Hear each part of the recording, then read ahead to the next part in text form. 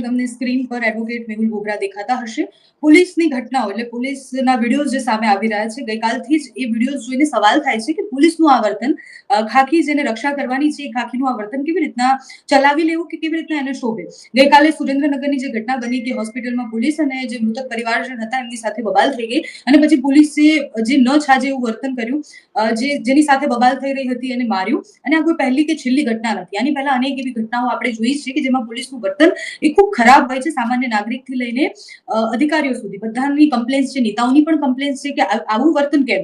તો મેહુલભાઈ, સૌથી પહેલા તો સુરેન્દ્રનગરની ઘટનાને આપણે કેન્દ્રમાં રાખીએ તો પોલીસનું આ વર્તન કેવી રીતના આપણે સાજી લેવું. આની પહેલા પણ આવી અનેક ઘટનાઓ બની છે અને છતાં પણ પોલીસ આવું વર્તન સતત કરતી આવી છે. સુરેન્દ્રનગરની સ્પેસિફિક તમને વાત કરું ને ઘટનાની, હું એ માનું છું કે ત્યાં જે સામે વ્યક્તિ હતું એનું પણ નશાની હાલતમાં હોય કે ના હોય એનું ઉદ્ધતાઈ ભર્યું વર્તન હતું. પરંતુ આ જ ફરક છે પાયલબેન એક સામાન્ય નાગરિકમાં અને પોલીસમાં.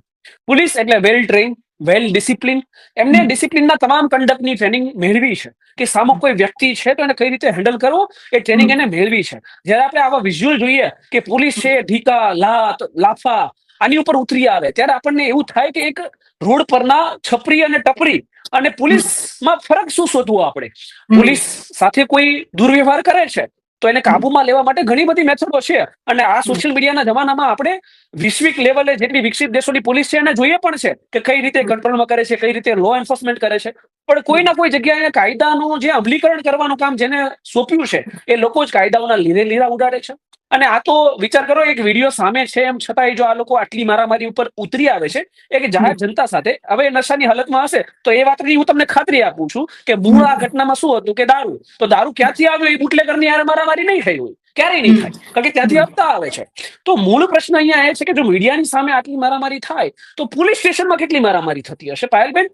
રીઢા ગુનેગાર વાળી થાય ને એનો કોઈ વાંધો ના હોય આપણને, પરંતુ એવી હજારો ઘટનાઓ મારી સાથે અને મારી સાથે રહેવા વાળા લોકો સાથે બની છે જે પોલીસ સામે ક્યારેક વિરોધ ઉઠાવે, ખોટાનો વિરોધ ઉઠાવે તો પોલીસ સ્ટેશનની અંદર એમના કપડા ઉતારવામાં આવે, એમને નગ્ન નૃત્ય કરાવવામાં આવે, એમના પ્રાઇવેટ પાર્ટોમાં શોક આપવામાં આવે અને એમને એવું કહેવામાં આવે કે બોલ હવે પોલીસ સામે પડીશ એટલે સત્યનું સમર્થન કરવું તો પણ તમને 3rd ડિગ્રી એ પોલીસ સ્ટેશનમાં આપવામાં આવે છે. કોઈ રીઢા ગુનેગાર નહીં, સામાન્ય વ્યક્તિઓને 3rd ડિગ્રી આપવામાં આવે છે. ત્યારે આપણને એકવાર પાયલબેન એવો વિચાર આવે કે ભાઈ રૂડા અંગ્રેજો હોયા ગયા પણ બ્રાઉન અંગ્રેજો હાલ પણ સિસ્ટમની અંદર છે.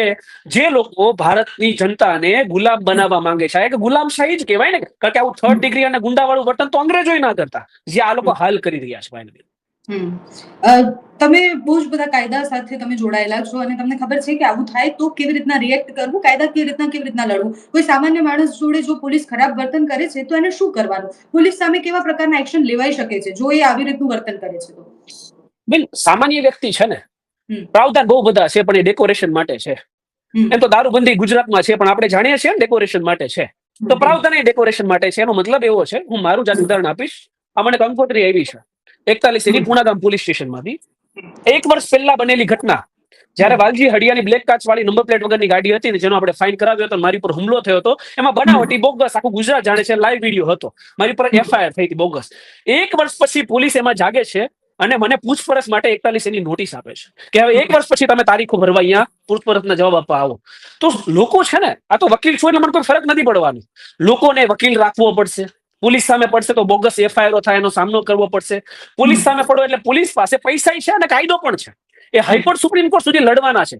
સામાન્ય વ્યક્તિને વકીલ રાખવો પડશે, પોલીસ સામે ફાઇટ આપશે તો એની સામે બોગસ FIR થશે, એની તારીખો ભરશે, વકીલો પાછળ રૂપિયા બગાડશે, કોર્ટની તારીખો ભરશે, 2-3 વર્ષે કેસો લડશે તો એને ન્યાય મળવો હશે તો મળશે, બાકી રૂપિયાના જોરે બધું સેટલ થઈ જશે. તો સામાન્ય વ્યક્તિ હિંમત ધરાવતો નથી કે સિસ્ટમ સામે લડી શકે. અને જો કોઈને લડવું હોય તો હું આપને સમજાવીશ કે આની આખી વિગતવાર ફરિયાદ એ ચોરનો મોટો ભાઈ ઘંટી ચોર એટલે કે કમિશનર અથવા જિલ્લા SP ને આપી શકો, જે કોઈ પ્રોસેસ કરવાનો નથી. કેમ કે આ દેશની અંદર ઈમાનદાર વ્યક્તિ એકલો હોય એ નથી નડતો. આ બેઈમાનોની એકજૂથતા છે, બધા એક છે, એક સંપ થઈને કામ કરે છે કે ભાઈ આપણે પોલીસ ખાતામાં છે ને, આપણે થોડું કઈ કરવાનું હોય તો SP કે CP કોઈ પ્રોસેસ નહીં કરે, પણ પ્રાવધાન છે તો ફરિયાદ તો કરવી જ પડે. એ ફરિયાદ થયા પછી જો પોલીસ કોઈ કાર્યવાહી નહીં કરે, જો નહીં જ કરે, એટલે તમે BNSS ની ધારા 175(3) મુજબ તમારા જિલ્લા કોર્ટમાં વકીલ રાખીને સીધી ફરિયાદ પોલીસ સામે દાખલ કરી શકો. અને આ એક ઘટના નથી સુરેન્દ્રનગરની પાયલબેન, આપણે સોશિયલ મીડિયામાં જોઈએ છીએ કે વડોદરામાં પીઆઈએ દારૂના ફૂલ ચિક્કાર નશાની અંદર એક્સિડન્ટ કર્યું. અમદાવાદમાં એક પીએસઆઈ અકસ્માત કર્યું. આજથી 20 દિવસ પહેલા સુરતમાં એક પીએસઆઈ દારૂ પીને એક્સિડન્ટ કર્યું. અને વિચારજો કે દારૂ પીને એક્સિડન્ટ કરે કોઈ 100 નંબર પર ફોન કરે તો જે પોલીસ કર્મચારી આવે ને એને એવો ઠપકો નહીં આપે કે તમે આવું શું કામ કરો છો, તમે કાયદાનું ઉલ્લંઘન કરો છો. એનો બચાવ કરશે, ટુ વ્હીલરમાં બેસીને સહી સલામત પોલીસ સ્ટેશન લઈ જશે. અને એની પર કાર્યવાહી શું થશે બેન કે વધીને એનું સસ્પેન્શન થશે. એકાદ મહિના પછી એને ફરીવાર નોકરી ઉપર લઈ લેવાય. આવું ક્યારેય ના ચલાવી લેવાય બેન. ગૃહમંત્રી આમાં સજાગ થઈ અને એક વેલ ડિસિપ્લિન કાર્યવાહી કરવી પડે કે જે કાનૂનને આદર ના આપી શકે ને એવા વ્યક્તિઓને પોલીસ ખાતામાં રાખવાની કોઈ જગ્યા જ ના હોવી જોઈએ. હજારો ઈમાનદાર છોકરાઓની નોકરી જોઈએ છે તો આ લોકોને ડિસમિસ કરીને ઘરે બેસાડી દેવા જોઈએ. એવા 5 લોકોને ડિસમિસ કરીને ઘરે બેસાડી દેવામાં આવે. અને પોલીસ ખાતાનું આ તો સોશિયલ મીડિયા છે ને એટલા વિડીયો આવે એટલે આપણને બધાને ખબર પડે. પહેલેથી જ આ જ કામ છે, ટોર્ચર કરવાનું, બર્બરતા કરવાનું, કાયદો ગજવામાં રાખવાનું. તો એક વેલ એસ્ટાબ્લિશ રિફોર્મની આવશ્યકતા છે કે પોલીસને નાગરિકનું કઈ રીતે બનવું. ખાલી તમે સુરક્ષા સેવા અને શાંતિનું સ્લોગન રાખી દો બેન તો સુરક્ષા સેવા શાંતિ ના થઈ જાય. એની માટે પોલીસનું રિફોર્મ એ અત્યંત આવશ્યક છે અને ગૃહમંત્રીએ આ વિશે અત્યંત આવશ્યક રીતે વિચારવું જોઈએ. પાયલભાઈ, આ બધી જ ઘટનાઓ જોયા પછી અને જે રીતના પોલીસની સતત કમ્પ્લેન્ટ્સ આવતી હોય એટલે ઘણા બધા લોકો ફોન કરીને એવું કહે કે અહીંયા પોલીસ દાદાગીરી કરે છે, હપ્તા ઉઘરાવે છે. નેતાઓ પોતે પણ અમુક વાર ત્રસ્ત હોય છે અને જાહેર મંચ પરથી કહેતા હોય છે કે પોલીસ અમારું સાંભળતા નથી, ટ્રાફિક પોલીસ આ કરે છે. ને હમણાંના ઉદાહરણો છે જેને કાયદા અને વ્યવસ્થાનું ધ્યાન રાખવાનું છે, જે ખાકી એ લોકોને સુરક્ષા આપવાની છે, જે ખાકી એવું એસ્ટાબ્લિશ કરવાનું છે કે અમે તમારા માટે બેઠા છીએ, તમારી જોડે કંઈ ખોટું થશે તો અમે છીએ. એ જ ખાકી પહેરેલા લોકો જયારે ગુંડા બનતા જાય, એ જ ખાકી પહેરેલા લોકો જયારે દાદાગીરી પર આવી જાય અને એ પણ સામાન્ય માણસ સાથે, એમને ખબર છે કે કોની સામે દાદાગીરી કરવાની છે ને કોની સામે બોલવાનું છે, તો એમની સામે કડકમાં કડક કેવા એક્શન લેવા જોઈએ. એટલે સસ્પેન્ડ કર્યા પછી પણ મને નથી લાગતું, એટલે બહુ જ બધા ઉદાહરણો એવા છે કે એકને સસ્પેન્ડ કર્યા તો કોઈ બીજાને જાજો ફરક નથી પડતો. બેન સસ્પેન્શન છે ને લોલીપોપ છે. લોકોને ખબર ના હોય સસ્પેન્શન એ ટેમ્પરરી માહોલ ડહોળવા માટે એક કરેલું તર્ક છે.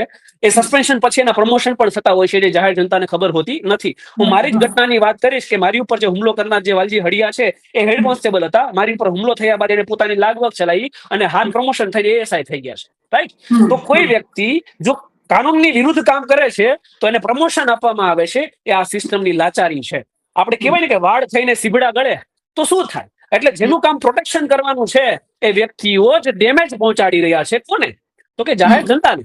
તમે બુટલેગરોને સાચવો છો, તમે ગુંડા તત્વોને સાચવો છો, તમે લોકોની એફઆઈઆર નોંધતા નથી, તમારી પાસે આમ તો સમય નથી, સમયનો અભાવ છે, કામનું બર્ડન છે. આવું આપણે પોલીસ તરફે 1000 વાર સાંભળીએ કે ભાઈ અમારી પાસે સમય નથી. તો પછી તમને લોકો ઉપર બોગસ એફઆઈઆર કરવાનો સમય ક્યાંથી મળે છે? તમને લોકોને ટોર્ચર કરવાનો સમય ક્યાંથી મળે છે? તમારી સામે કોઈ વ્યક્તિ પડે તો એને ટોર્ચર કરીને બોગસ એફઆઈઆર બનાવો છો ને, તો એ સમય ક્યાંથી તમને મળી જાય છે? તો ટૂંકમાં કહેવાનું એમ છે કે જેમનું કામ રક્ષણ આપવાનું છે ને એ લોકો હાલ ભક્ષણ કરી રહ્યા છે. અને ભક્ષણ કરવા વાળા આ કઈ બહુ જંગ લડવાની મોટી વાત નથી પાયલબેન. આપણે જાણીએ છીએ ને કે હજારો ભરતીના ફોર્મ ભરાય છે એક કોન્સ્ટેબલ ને હેડ કોન્સ્ટેબલની નોકરી માટે. તો ઈમાનદાર લોકો છે જેમને આ નોકરી જોઈએ છે. તો એક રિફોર્મ કરીને ઈમાનદાર લોકોને નોકરી આપો અને જે ભક્ષણ કરવા વાળા છે એના ડિસમિસલના ઓર્ડર ટાઈપ કરવા માંડો. શું મોટી વાત છે? પરંતુ કોઈના કોઈ જગ્યાએ આખી ચેન લિંક છે. એ લિંક શું છે કે કોન્સ્ટેબલ, હેડ કોન્સ્ટેબલ, પીએસઆઈ હપ્તા ઉઘરાવીને પીઆઈ ઉપર, ડીસીપી ઉપર, સીપી ઉપર, ડીઆઈજી અને ડીજીપી અને ચેન છે.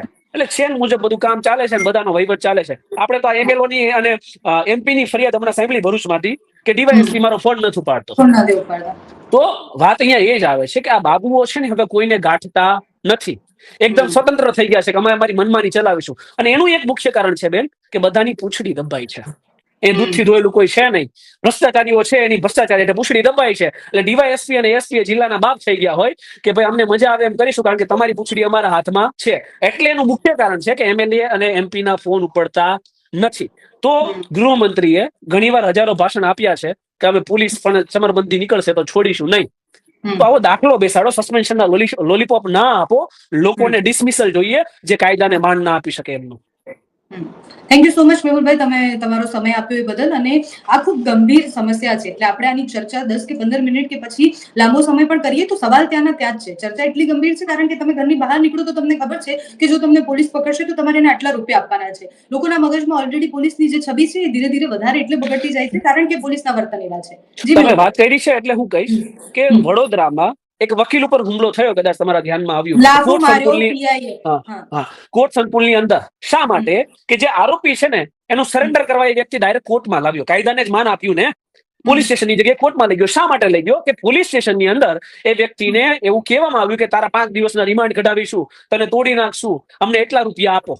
એટલે અત્યારે વરઘોડો અને રિમાન્ડ બંને માટે પોલીસ સ્ટેશનમાં રૂપિયા આપવામાં આવે છે. જો હું ખોટું બોલતો હોય તો એક નવો કેસ દાખલ કરી દે મારી સામે.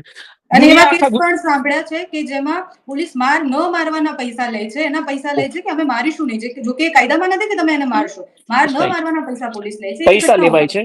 હા, અને એટલા માટે સરેન્ડર કર્યું એટલે મન દુઃખ લાગ્યું. તો વકીલ ઉપર પણ જો લાફો મારી લે છે એક કોન્સ્ટેબલ દરજ્જાનો કર્મચારી, એક વકીલને લાફો મારી લે તો આપણે સમજી શકીએ કે પોલીસને કેટલો છૂટો દોર અને કાયદાનું કેટલું સુરાતન મગજમાં ચડેલું છે. તો આમાં સામાન્ય વ્યક્તિ તો કઈ રીતે આ લોકો સામે લડી શકે પાયલભાઈ? હા, એટલે કાયદામાં રહેશો તો ફાયદામાં રહેશો. એ સામાન્ય માણસ કે પછી ગુંડા તત્વો સામે જે સ્લોગન આપવામાં આવ્યું છે એની કરતા વધારે પહેલા પોતાની સિસ્ટમમાં જોઈએ અને એમાં આ વસ્તુને અમલીકરણ કરવામાં આવે કે ભાઈ તમે કાયદાની જાળવણી તમારે કરવાની છે ને તમે જો કાયદામાં રહેશો ને એનું પાલન કરશો